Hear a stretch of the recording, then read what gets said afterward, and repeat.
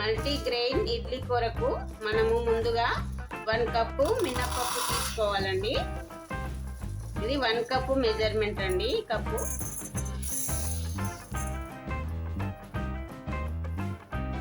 Half cup రాగులు తీసుకోవాలండి.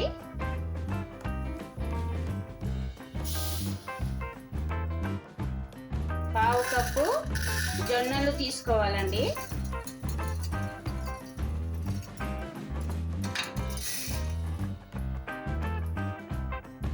పావు కప్పు ఇడ్లీ రవ్వ తీసుకోవాలండి.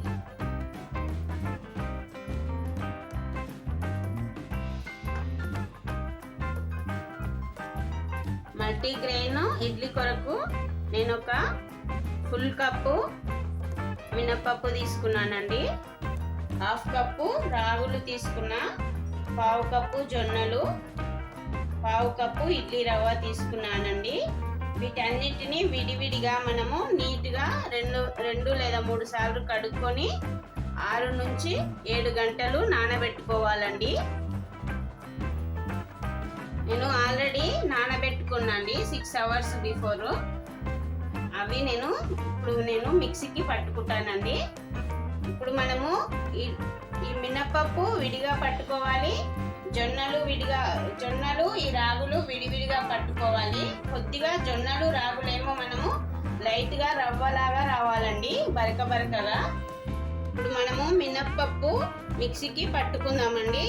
మినపప్పు పట్టుకునేటప్పుడు మనము ఒక గుప్పెడు రైస్ అన్నం వండుకుంటాం కదండి, ఆ అన్నము వేసుకుంటే మనకు ఇడ్లీలు మెత్తగా వస్తాయండి. ఇప్పుడు మనం దీనిలో చిటికెడు సాల్ట్ వేసుకొని రుబ్బుకుందామండి. మినపప్పు ఈ విధంగా పిండిలాగా మెత్తగా రుబ్బుకోవాలండి. ఇప్పుడు మనము రాగులు జొన్నలు రవ్వలాగా రుబ్బుకోవాలి. ఇది మినపప్పు మాత్రం ఇట్లా మెత్తగా పిండిలాగా రుబ్బుకోవాలి. మనము ఇదే జారులో జొన్నలు వేసుకొని రవ్వలాగా పట్టుకుందామండి. ఒక చిటికెడు సాల్ట్ వేసుకుంటే త్వరగా మెదుగుతుంది. ఈ విధంగా జొన్నలు బరకగా పట్టుకోవాలండి. ఇంకో కంప్లీట్ పిండిలాగా కాదు, మనకు ఇడ్లీ రవ్వ ఏ విధంగా ఉంటుందో అట్లా పట్టుకోవాలి. ఇప్పుడు మనం దీన్ని మినప్పిండి ఉంది కదండి, అందులోనే కలుపుకోవాలి. ఇదే జారులో మనము రాగులు వేసి రవ్వలాగా పట్టుకుందామండి మిక్సీకి. మనము జొన్నలు రాగులు ఒకే దగ్గర వేసి పట్టుకోవచ్చు, కానీ అంత నీట్గా రాదండి రవ్వ. జొన్నలు కొద్దిగా లావుగా ఉంటాయి, ఈ రాగులు సన్నగా ఉంటాయి కాబట్టి 2 సేమ్ రావండి రవ్వలాగా. అందుకే విడివిడిగా పట్టుకోవాలి. రాగులు ఈ విధంగా రవ్వలాగా పట్టుకోవాలండి. ఇప్పుడు మనము ఈ మినప్పప్పు ఉన్న దాంట్లో కలుపుకోవాలి. మినప్పిండి ఉంది కదా, దాంట్లో కలుపుకుందాము.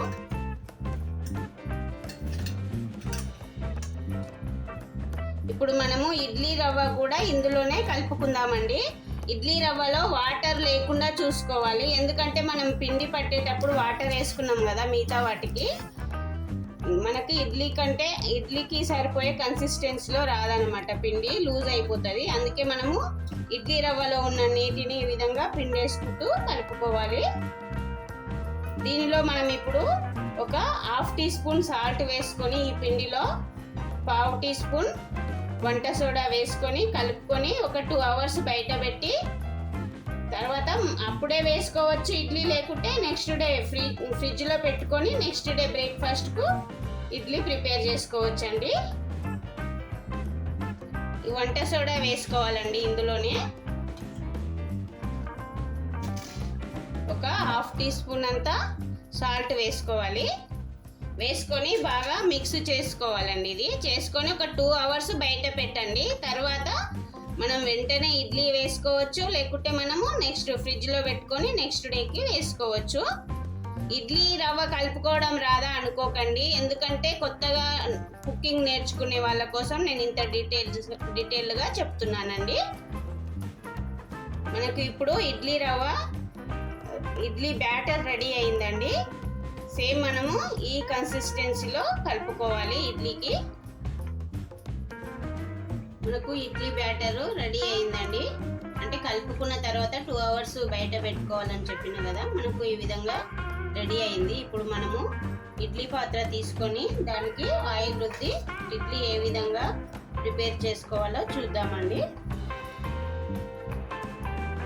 ఇలా ఆయిల్ వేసుకొని అన్ని పాత్రలకు ఈ విధంగా ఆయిల్ రుద్దాలండి. అంటే ఈ విషయం అందరికీ తెలుసండి, కానీ కొత్తగా వంట నేర్చుకునే వాళ్ళ కోసం నేను డీటెయిల్డ్గా చెప్తున్నానండి.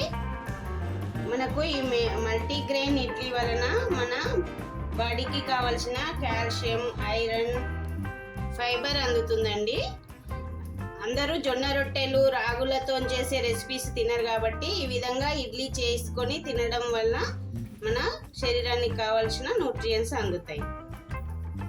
మనము ఈ కలుపుకున్న ఇడ్లీ బ్యాటర్ ఉంది కదండి, ఇది తీసుకొని అంటే ఈ విధంగా అవుతుందండి. ఈ కన్సిస్టెన్సీలో రావాలి మనకు ఇడ్లీ బ్యాటరు. ఇప్పుడు మనము దీనిని పెద్ద గరిటెతో తీసుకొని ఈ విధంగా ఇడ్లీ పాత్రలోకి వేసుకోవాలి.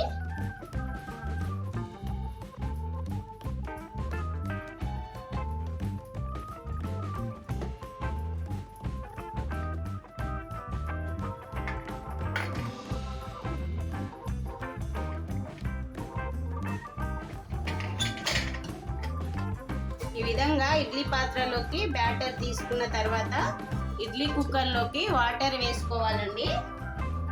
ఒక 1 గ్లాసు వాటర్ వేసుకోవాలి. 1.5 గ్లాసు వాటర్ వేసుకొని దీనిలోకి ఇడ్లీ పాత్రలను పెట్టుకొని మనము స్టవ్ ఆన్ చేసుకొని వీటిని స్టీమ్ చేసుకుందామండి. స్టవ్ పైన పెట్టి మొదట ఒక 5 మినిట్స్ హై ఫ్లేమ్లో పెట్టుకొని తర్వాత 10 మినిట్స్ మీడియం ఫ్లేమ్లో పెట్టుకుంటే మనకు ఇడ్లీ రెడీ అవుతుందండి.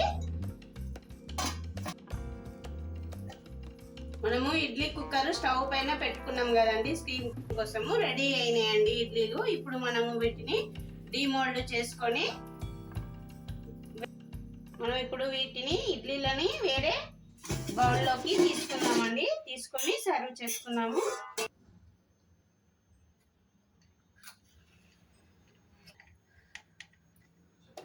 ఈ విధంగా డీమోల్డ్ చేసుకోవాలండి.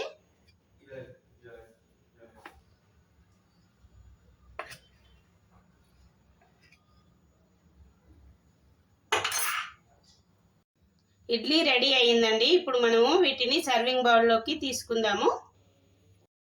వేడి వేడి మల్టీగ్రెయిన్ ఇడ్లీ రెడీ అయ్యిందండి. దీనిని మీరు పల్లి చట్నీతో కానీ, అల్లం చట్నీతో కానీ, కారం పొడితో కానీ తింటే చాలా టేస్టీగా ఉంటుంది. ఈ రెసిపీ కనుక మీకు నచ్చితే ఒకసారి ట్రై చేసి మీకు ఎలా వచ్చిందో కామెంట్ సెక్షన్లో చెప్పండి. అదేవిధంగా ఒక లైక్ చేసి మా ఛానల్ని సబ్స్క్రైబ్ చేయడం మర్చిపోకండి. మీకు కావాల్సిన ఇంగ్రీడియంట్స్ డిస్క్రిప్షన్లో ఉంటాయి ఫ్రెండ్స్, చూసి ఒకసారి ట్రై చేయండి. Thanks for watching.